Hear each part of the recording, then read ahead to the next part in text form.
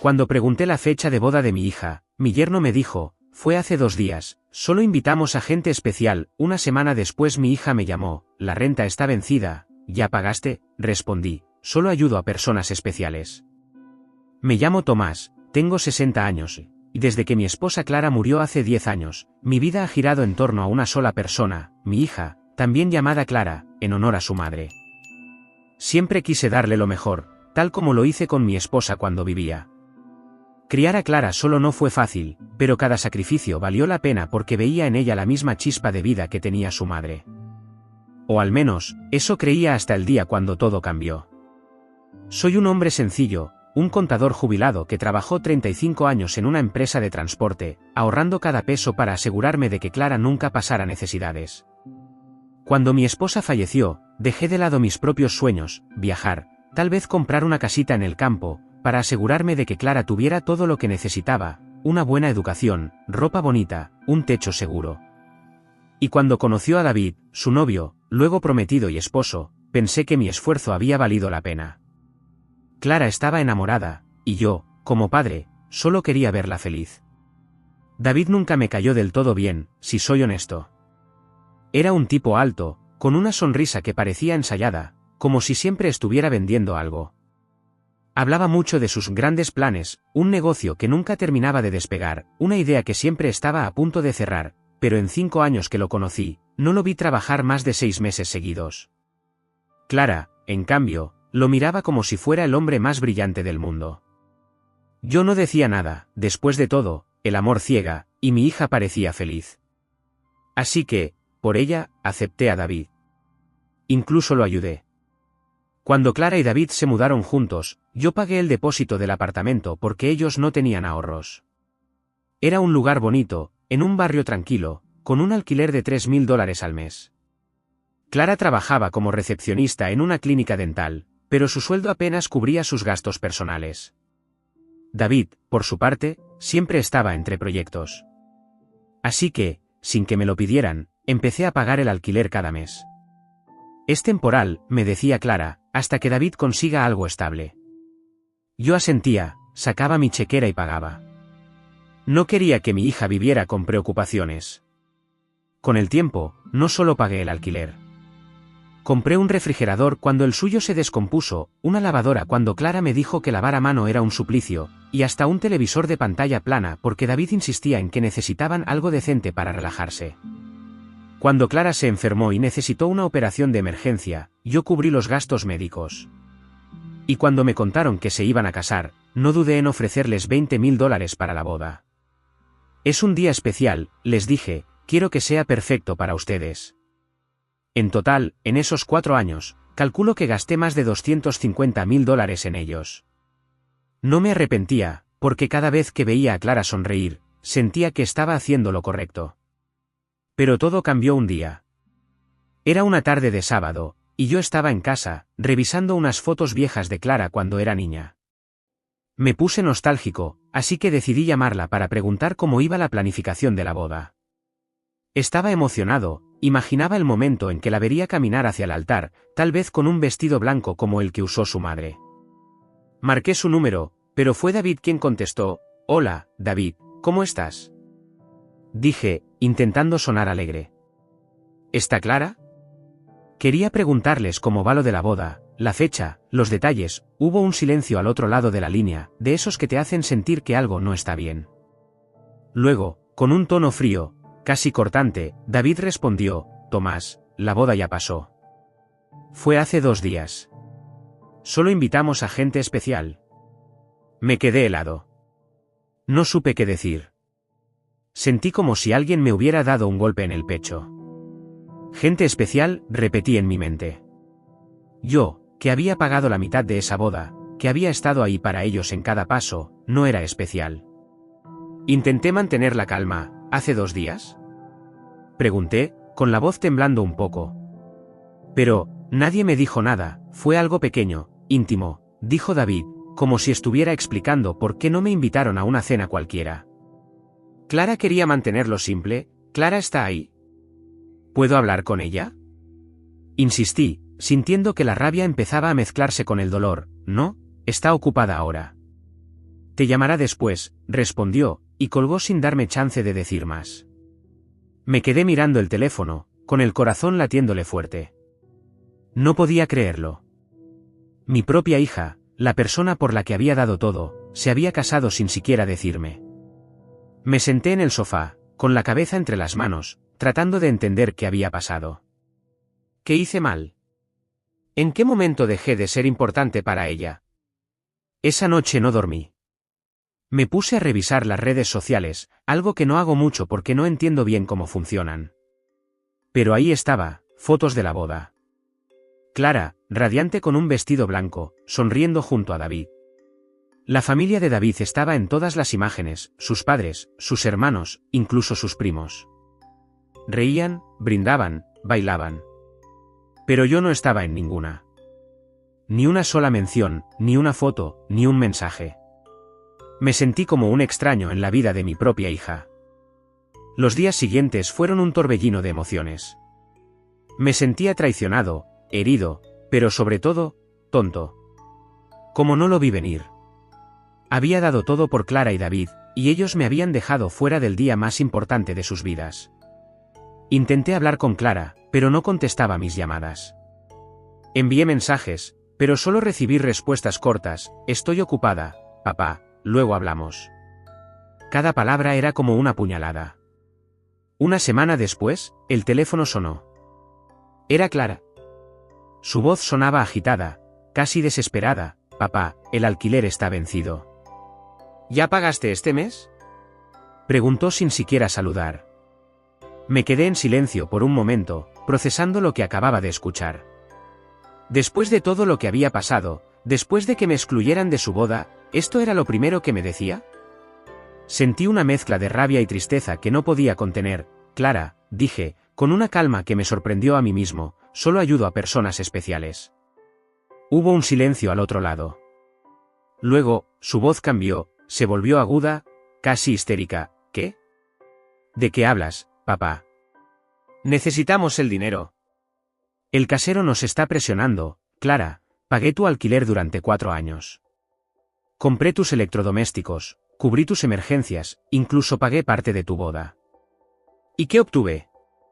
Me dejaron fuera de tu boda. Me enteré por tu esposo que me consideran menos que el especial. Así que, no pagué el alquiler. Y no lo voy a pagar. La discusión que siguió fue una de las peores de mi vida. Clara me llamó insensible, egoísta, dijo que no entendía lo difícil que era para ellos. Yo no me quedé callado. Le recordé cada peso que había gastado en ella y en David, cada sacrificio que hice mientras ellos vivían sin preocupaciones. Le dije que estaba cansado de ser un cajero automático para alguien que no valoraba mi presencia. Clara, te di todo, le dije, con la voz quebrada. Pero no soy un mueble que puedes usar cuando te conviene. Soy tu padre, ya no eres mi padre. Gritó ella antes de colgar. Esa noche, no pude dormir otra vez. Pero no era solo tristeza lo que sentía. Había algo más, algo que empezaba a crecer en mí, una determinación que no había sentido en años. Me di cuenta de que había pasado demasiado tiempo poniendo a Clara y a David por encima de mí mismo. Había sacrificado mi propia vida, mis ahorros, mi tranquilidad, por personas que no me valoraban. Y eso iba a cambiar. Al día siguiente, me senté en mi escritorio y empecé a hacer cuentas. Saqué un cuaderno viejo y anoté cada gasto que había hecho por ellos en los últimos 4 años, $3.000 al mes por el alquiler, $20.000 por la boda, $5.000 por el refrigerador, $3.000 por la lavadora, $2.000 por el televisor, $15.000 por la operación de Clara, y así seguía la lista. Cuando terminé, el total me dejó sin aliento: $252.300. Más de $250.000. Lo escribí en una hoja, con fechas, detalles y montos. No era solo una factura, era una prueba de todo lo que había dado. Decidí que no iba a dejar que esto se quedara así. Imprimí la factura, la metí en un sobre y conduje hasta el apartamento de Clara. Cuando llegué, toqué el timbre. David abrió la puerta, con esa misma sonrisa ensayada que tanto me molestaba. «Tomás, qué sorpresa», dijo, como si nada hubiera pasado. «Esto es para Clara», respondí, entregándole el sobre. «Y dile que no me llame hasta que entienda lo que significa ser familia». No esperé su respuesta.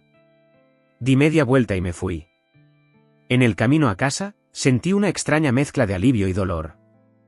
Sabía que lo que acababa de hacer iba a cambiar mi relación con Clara para siempre, pero también sabía que era necesario. Por primera vez en años, estaba tomando el control de mi vida. Cuando llegué a casa, llamé a un cerrajero. Cambié las cerraduras de mi casa, porque no quería sorpresas de Clara o David intentando convencerme con lágrimas o promesas vacías. Luego, busqué en internet un abogado recomendado en mi ciudad. Encontré al señor Morales, un hombre de unos 50 años con buenas reseñas y una reputación de ser justo pero firme. Concerté una cita para la semana siguiente. Quería proteger mis ahorros, lo que me quedaba después de años de gastarlo todo en mi hija. No iba a dejar que nadie más me usara. 2 días después, Clara me llamó. No contesté, pero dejó un mensaje de voz. Su tono era una mezcla de enojo y desesperación. Papá, no puedo creer que nos hagas esto. ¿De verdad vas a dejar que nos echen? Eres nuestro padre. ¿Cómo puedes ser tan cruel? David está buscando trabajo, pero no es tan fácil. Por favor, solo este mes, te juro que te pagaremos después. Escuché el mensaje 3 veces, y cada vez que lo hacía, sentía menos culpa y más claridad. Clara no estaba pidiéndome ayuda, estaba exigiendo que siguiera siendo su salvavidas, como si fuera mi obligación. Pero yo ya no era el mismo hombre que pagaba sin preguntar. Borré el mensaje y apagué el teléfono. Esa misma semana, me enteré que el casero de Clara y David había iniciado el proceso de desalojo. Al parecer, no solo debían el alquiler de ese mes, sino que tenían deudas con el banco por un auto nuevo que compraron. Me imaginé a David, con su aire de grandeza, prometiéndole al casero que todo se arreglaría pronto, mientras Clara intentaba mantener las apariencias. Pero esta vez, no había nadie para rescatarlos. Mientras tanto, yo seguía con mi vida. Empecé a hacer cosas que había pospuesto durante años. Fui al mercado y compré ingredientes para cocinar recetas que mi esposa solía hacer, un estofado de carne con papas que llenaba la casa de un olor cálido y familiar. Me inscribí en un taller de carpintería en el centro comunitario, algo que siempre quise aprender pero nunca tuve tiempo porque estaba ocupado resolviendo los problemas de Clara.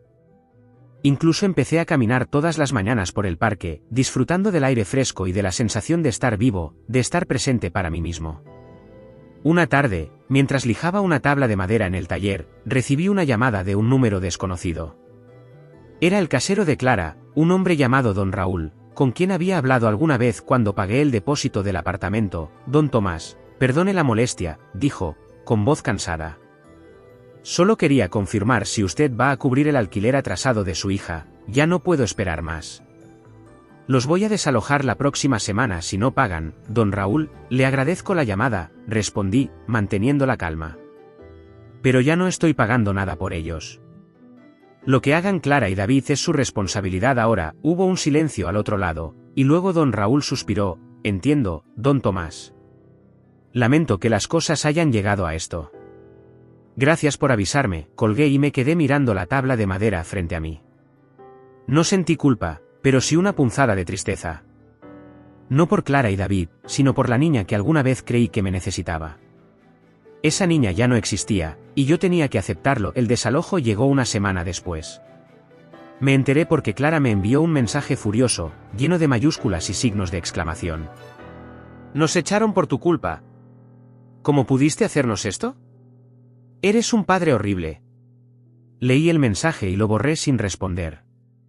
No tenía sentido discutir con alguien que solo veía mi dinero, no a mí. Luego supe que Clara y David se mudaron a un apartamento mucho más pequeño en un barrio menos bonito.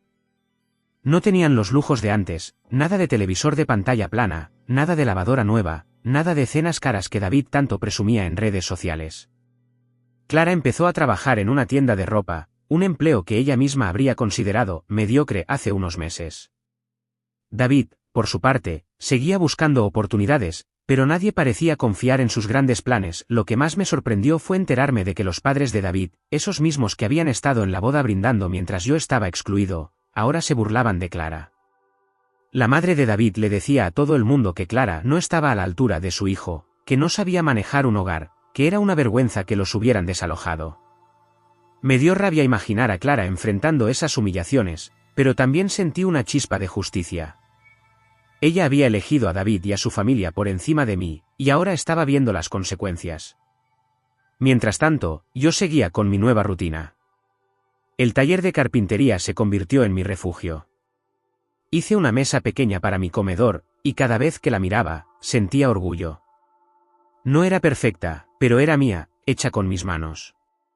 También empecé a salir más con viejos amigos, compañeros de mi época en la empresa de transporte. Nos reuníamos los viernes en un bar a tomar café y jugar dominó, riéndonos de historias del pasado.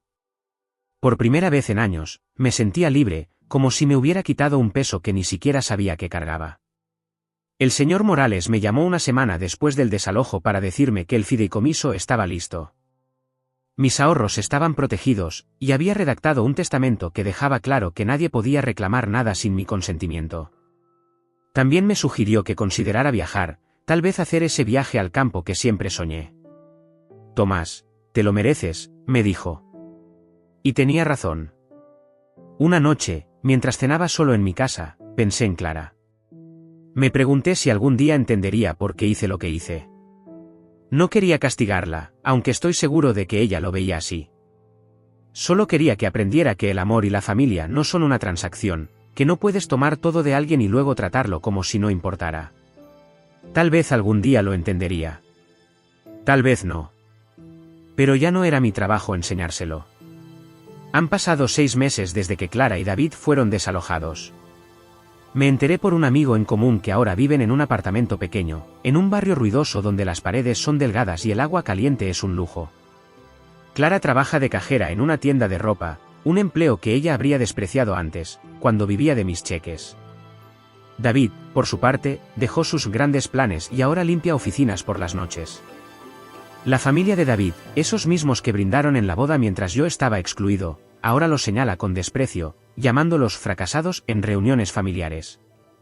Una parte de mí siente una punzada de dolor por Clara, después de todo, es mi hija. Pero esa punzada ya no me controla. Ya no cargo su peso. Yo, en cambio, estoy libre. En el taller de carpintería, terminé una mesa de roble que ahora adorna mi comedor. Cada veta de la madera me recuerda que puedo crear algo con mis propias manos, algo que nadie me puede quitar. Viajé al campo, como siempre soñé, y compré una casita sencilla con un porche desde donde veo las estrellas. Los viernes, mis amigos del dominó llenan mi casa de risas y café, recordándome que la vida puede ser simple y buena. El señor Morales, mi abogado, aseguró mis ahorros en un fideicomiso. Nadie volverá a usarme como un cajero automático. Hace un mes, mi teléfono sonó. Era Clara. Su nombre en la pantalla me hizo dudar, pero contesté. Su voz estaba rota, entrecortada por sollozos. Papá, soy yo, dijo, casi susurrando. Necesito hablar contigo. Por favor. No respondí de inmediato. Sentí un nudo en el estómago, una mezcla de esperanza y cautela. Había imaginado este momento muchas veces, pero no sabía si estaba listo para escuchar lo que tenía que decir. Está bien, Clara, dije, con voz calmada pero firme. ¿Qué quieres, papá? Lo siento, dijo al fin, con la voz llorosa. Sé que te lastimé. No debí dejarte fuera de la boda. No debí permitir que todo llegara tan lejos. Me quedé en silencio, dejando que sus palabras flotaran entre nosotros. Quería creerle, pero la herida seguía fresca. Finalmente, hablé. ¿Por qué, Clara? Pregunté, con voz baja pero cargada de años de dolor. ¿Por qué me excluiste? Pagué la mitad de tu boda, te di un hogar, todo lo que pediste. Y me dejas fuera porque no soy especial. Explícamelo, porque aún no lo entiendo. Fue David, admitió, casi en un susurro. Él y sus padres me convencieron. Dijeron que la boda debía ser pequeña, solo para la familia cercana, que invitar a más gente complicaría las cosas. Yo quería invitarte, papá, te juro que sí, pero David dijo que no encajabas con ellos, que eras demasiado sencillo. Y sus padres, ellos siempre me hicieron sentir que no era suficiente, que tenía que demostrarles que valía la pena. Me dejé llevar, papá. Me equivoqué. Cada palabra era como un puñetazo, pero no me sorprendía. Había visto el desprecio en los ojos de David y sus padres, esa arrogancia de quienes se creen superiores. Pero lo que más dolía era que Clara, mi Clara, había elegido complacerlos a ellos en lugar de defenderme, y durante todos estos años, ¿Clara? Continué, sintiendo que la rabia crecía en mi pecho. Cuando pagaba tu alquiler, tu lavadora, tu operación, tus caprichos, ¿también te dejaste llevar entonces? ¿O solo me veías como un banco que nunca se acababa? No, papá, no era así, dijo, pero su voz sonaba débil, como si ella misma dudara de sus palabras. Siempre te agradecí, pero, no sé, pensé que siempre estarías ahí, que siempre me ayudarías. No me di cuenta de cuánto te lastimábamos, no sé cómo arreglar esto, papá, susurró. David ya no es el mismo, sus padres me tratan como basura, y ahora que no tenemos nada, me doy cuenta de todo lo que hiciste por nosotros. Por favor, dame una oportunidad. Quise creerle, pero la herida era profunda. Recordé las fotos de la boda, las risas de la familia de David, las palabras frías de él al teléfono. Recordé los años de sacrificios, las noches sin dormir, los sueños que pospuse por ellos.